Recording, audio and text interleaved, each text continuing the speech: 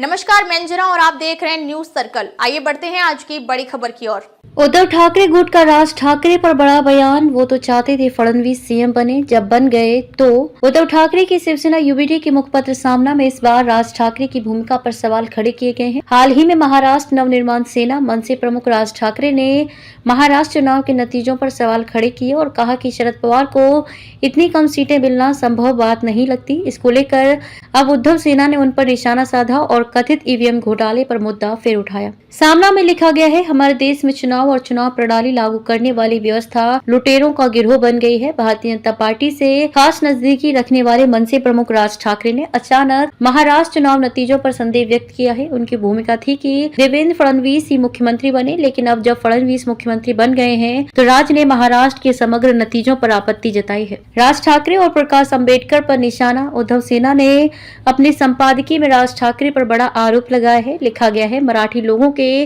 Vote बांटने के लिए मनसे और दलित का वोट तोड़ने के लिए वंचित का इस्तेमाल किया जाता है।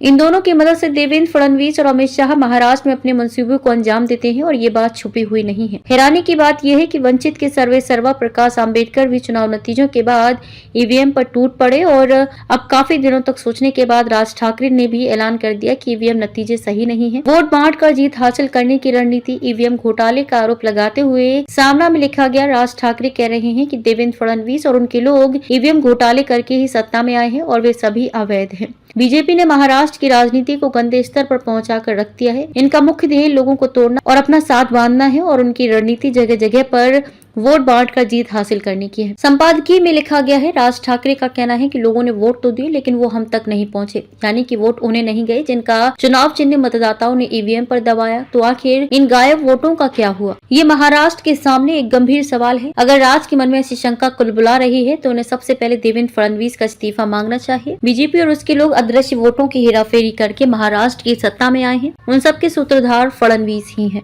अब तक के लिए बस इतना ही। फिर मिलते हैं एक ऐसी ही बड़ी खबर के साथ। तब तक के लिए नमस्कार और देखते रहिए न्यूज सर्कल। अगर आपको वीडियो पसंद आई हो तो लाइक करें व शेयर करें। ऐसे लेटेस्ट अपडेट पाने के लिए बेल आइकन प्रेस करना ना भूलें। अगर आप हमें फेसबुक या फिर इंस्टा के माध्यम से देख रहे हैं तो हमारे पेज को फॉलो जरूर करें। धन्यवाद।